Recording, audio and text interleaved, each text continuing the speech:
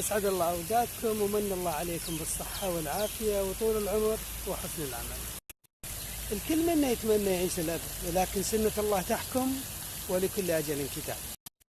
ولكن الإنسان يتطلع أن الله يمد في عمره ويحسن في عمله قدر الإمكان.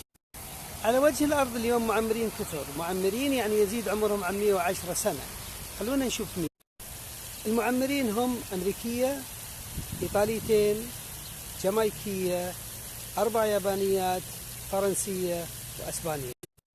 أعمارهم تتراوح من 114 ل 116 سنة. لاحظت معي كلهم من النساء. هذا الأحياء من يدري من يعيش ومن يموت. خلونا نشوف اللي ماتوا وسجلوا على أنهم أطول أعمار في التاريخ القريب. 10 المسجلين على أنهم الأطول أعمارا واللي توفيوا قريبا وأعمارهم كانت تتراوح بين 116 و 122 هم فرنسية، 4 أمريكيات، كندية، يابانيتين، إكوادورية وإيطالية. لاحظتوا معي يا جماعة الخير؟ كلهم من النساء. إيش صاير يا جماعة الخير؟ وين الرجال عن المنافسة؟ ببساطة النساء أطول أعمارا. على وجه الأرض اليوم المسجلين على أنهم معمرين 53، ما بينهم إلا رجلين.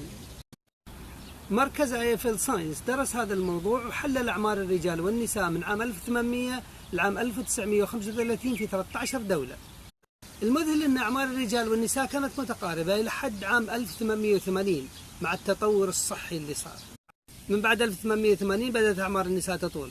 الرجال شكل ما استفادوا من التطور الصحي لأنهم أكثر عرضة لأمراض القلب والشرايين. أرقام ودراسات تدعو للتفكر. مسكين الرجل يلاقيها من وين ولا من وين؟ قبل ما أترككم بطرح سؤال بريء وخذوه بروح رياضية الله يخليكم. هل فعلا النساء لهم تميز بيولوجي حيوي ولا لهم يد في قصف أمر الرجل؟ قابلهم.